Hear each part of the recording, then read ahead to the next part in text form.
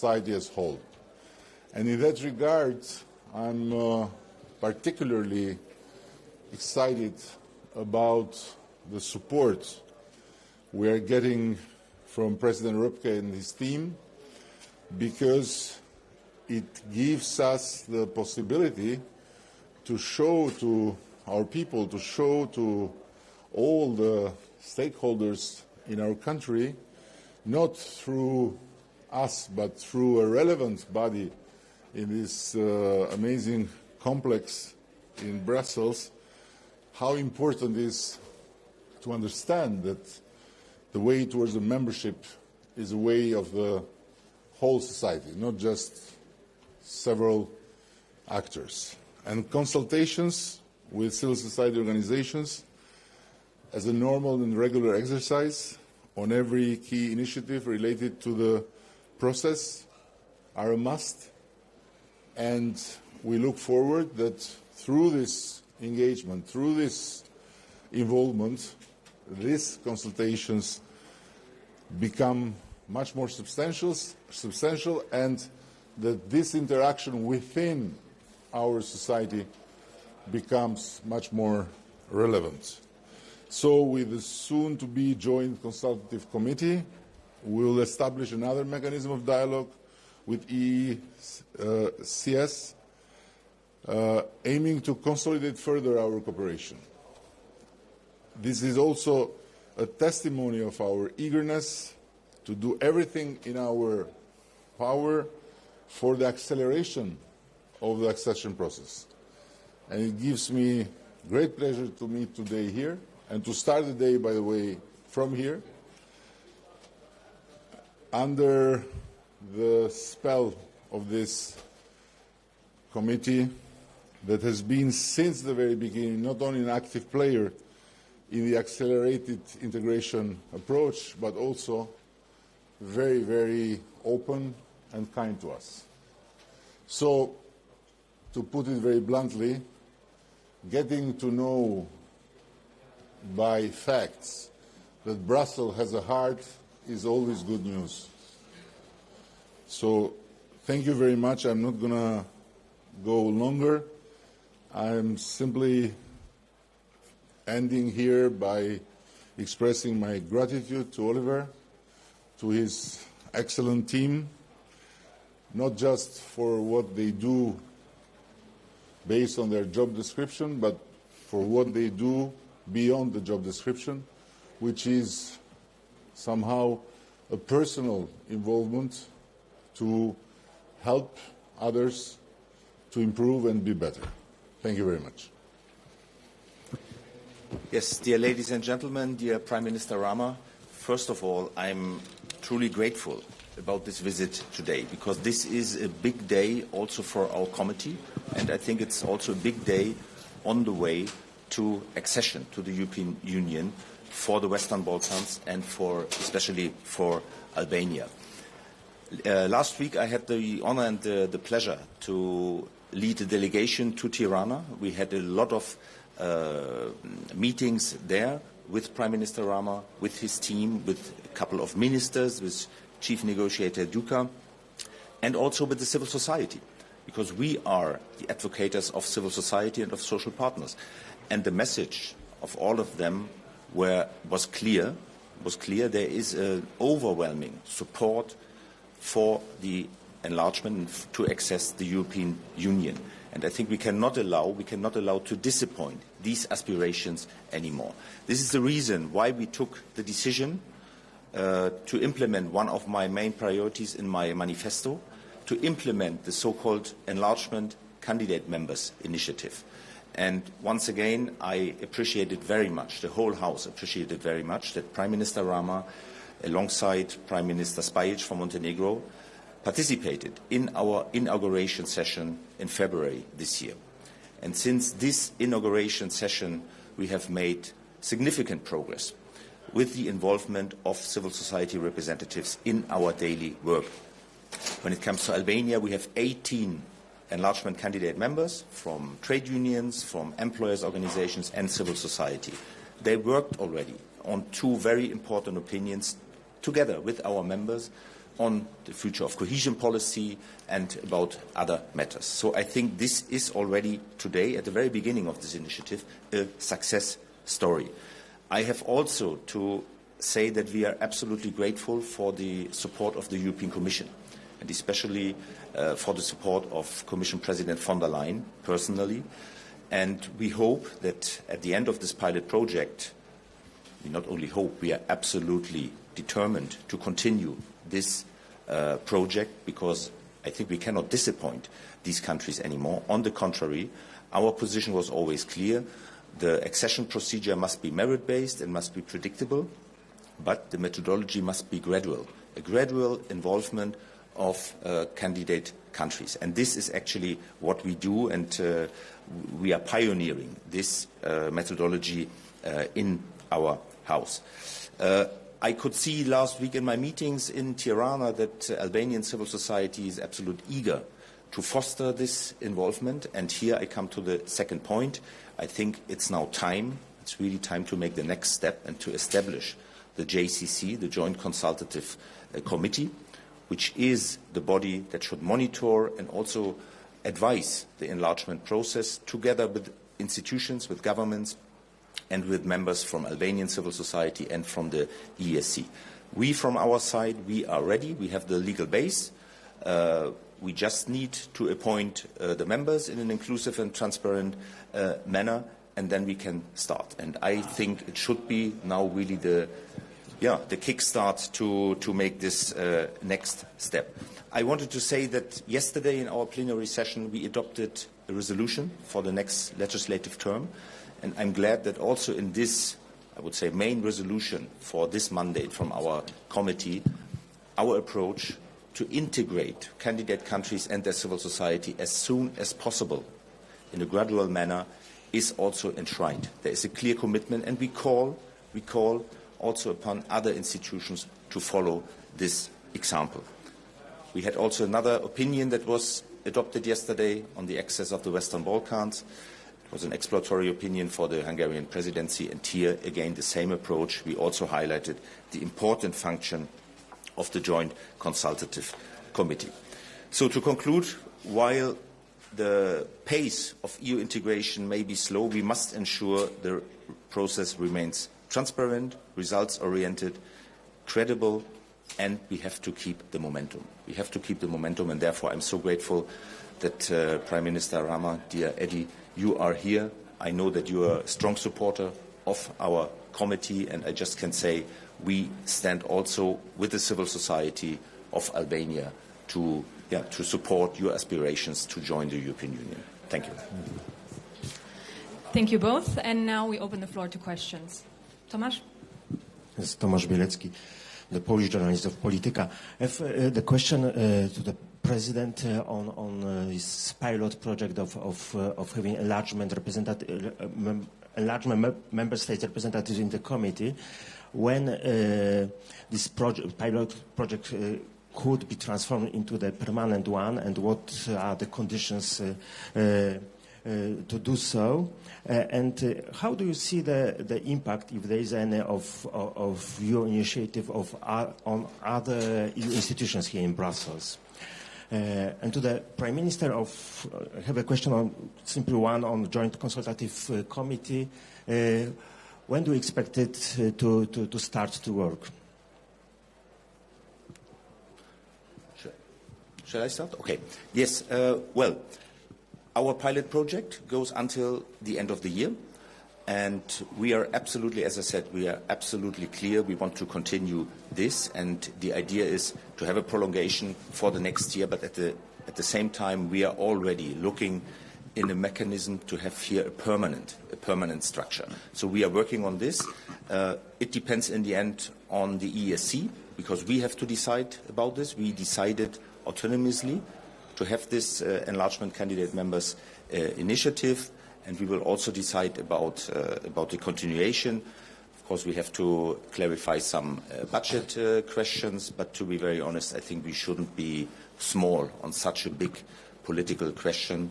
The enlargement of the Western Balkans is for us a strategic priority, and we will find the means to finance this, and we hope that next year we will have then a permanent mechanism for this initiative. Yes, I must say that this joint consultative committee is not the beginning of the end, but is the end of the beginning. So while we have it, we are going to look forward to have more.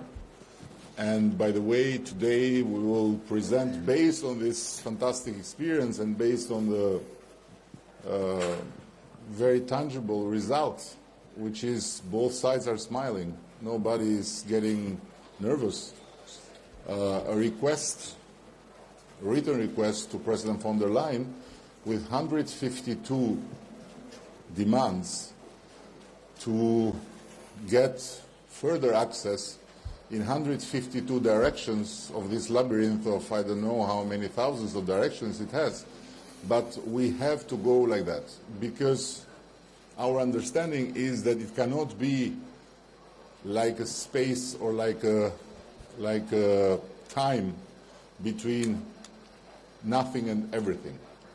So because when you are in the process towards the membership, you are practically in the nothing side. When you become a member, you are in everything side. So in the middle, something should change, and it's changing, and thanks to the openness and to the goodwill of this side here in Brussels to understand that, we are having the new growth plan, we are having other discussions about a gradual integration. And what President Ropke and his team has come out as defined new kind of status, which is practically the enlargement candidate member, is quite revealing about the direction we should go. So what we are looking forward is to get more inside this body of European Union, not for money, but for the know-how, for the understanding of how the future will look like when we'll be full members, and for this need to strengthen these ties through real work. And I would conclude by saying that we are advocating that even in the European Parliament we should be present, not with MPs that will vote, but with teams that will prepare for the next phase, when we will have our own MPs while members, and when we should not start from scratch, like Japanese tourists visiting Louvre.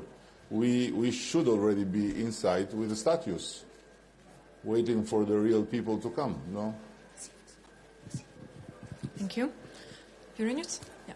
Good morning. My name is Vincenzo Genovese from Euronews. I would have a question for Prime Minister Rama. A couple of years ago, here in Brussels, you compared the European Union to Samuel Beckett's Godot, and your country, Albania and North Macedonia, to Vladimir and Estragon. Did you change your mind on this, and if so, why? What happened? I didn't compare the European Union to Godot. I said European Union looks like Becket, that is writing a script about North Macedonia and Albania like being Vladimir and Estragon. So this is a different moment in time.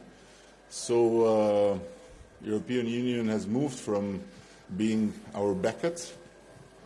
I would say that is in a more French romantic period of literature. Let's see how it will go, but for sure we feel better in these pages of this type of literature than we felt by being framed by Samuel Beckett. Sheila? Thank you. Sheila Ahmatovic from Politico. I was wondering whether you, Mr. Ropke, could elaborate on how exactly the Commission is supporting your initiative.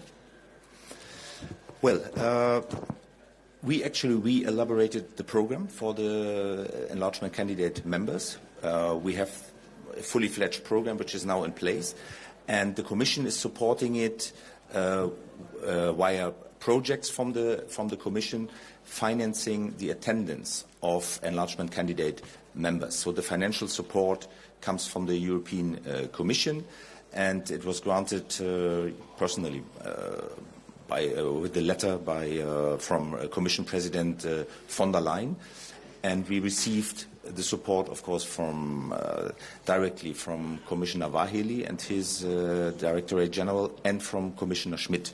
We will at our next plenary session in October, we will have a candidate enlargement forum where we invite around 100 of our enlargement candidate members to discuss with our members the state of play of enlargement, our expectations, and we invited a couple of ministers, including from Albania, from other candidate countries, but also from EU member states, to discuss this, and Commissioner Vaheli and Commissioner Schmidt will also participate in this plenary session. And we are, as I said, we are very grateful for the support from the Commission, and we hope very much that the Commission also assess this initiative as a success and will continue with the financial support for this initiative. Any more questions? No? Johannes? Okay, good. Then thank you very much, and we will be closing. We have more? Hello. I was wondering, because you said that there's a long list of requirements to become a member, but what are the requirements that would be the priority for you? What things would you work on first in transforming Albania? There is not such a thing like them who want to enter choosing what they want to do. It's called negotiation, but as a matter of fact, it's not very much a negotiation. It's much more a homework dictated by here. So this is the reality. So we cannot say what we would like to do. We have simply to do what they ask us to do, but the important point is we have to do it for us, not for them. Because by doing what the whole membership process demands, you do something extraordinary and transformative for your own country, for your own institutions. So, as a matter of fact, this process is a democratic state-building process, and that's why whomever is blessed to be in the middle of Europe without being part yet of the European Union has this tool that is provided by the integration process that other countries elsewhere in other continents cannot have. And this is why when we talk about functioning democracy as the defined near future of the Western Balkans, we talk about something very realistic and not like functioning democracy in Afghanistan or somewhere else. Because we have the EU, they don't. Thank you. Sheila, Politico? Yes, another question from Politico, this time for the Prime Minister. What do you think the biggest challenge is when it comes to the accession or integration for your country? Listen, there are two challenges. One is what we have to do in terms of what is expected and what is predictable. And the other challenge is what we have to face in terms of unpredictable.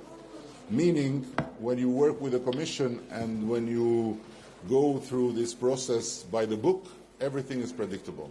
But when you have to go up to the Council, not much predictability. So the challenge is to know how much these two things will get together in the moment we'll be ready in terms of finishing our homework. Because, you know, as it goes sometimes, you can have done your homework, but the upper floor is not ready to have an audience with you. And then you are doomed. So let's see if the stars will align in the moment we'll be ready, and in the moment the Commission will say these guys are ready to come in. But for that, there is time still. for the time being, we have to do our homework. And I must say that there is a dramatic change in terms of the capacity of listening from the European Union since Vladimir Putin woke them up big time. So it's pity that we needed him to wake them up, but now I can say everyone is up, and I hope they will not fall asleep again if the war will end like we all wish. Thank you. And one more question. Hello, President Rama. It's a pleasure to hear you speak today. I wanted to ask a question in regards to youth. Me, myself, from an Albanian origin, growing up in Greece, I wanted to ask what are the current plans or future plans to embed future youth generation into EU, UK, into Albanian and EU politics? I've always believed that young people should not wait for older people plans to do what they need to do. This is my take on it. So when I was as young as you are, I hated old people to tell me what I should do. So I wish you hate me instead of waiting for me to tell you what to do. This goes for President Ropke as well, if you'd like to answer. It's easy to add on this because another flagship initiative is actually the youth test that we implemented in our house, involving youth representatives from outside our committee. And here, once again, we also involve candidate countries. And I have to say it was a pleasure to welcome some month ago the Minister for Youth from Albania, Ms. Muchacha. And she presented the youth strategy currently in place and implemented in Albania. So it's very important to have this exchange. We will also focus on youth in Albania, and next year we plan together with Eurofound and the European Training Foundation also an event in Albania which should be focused on strengthening social dialogue, but also the involvement of youth and the youth test. Thank you. Thank you. Do we have any more questions? No. Okay, thank you. So we're closing the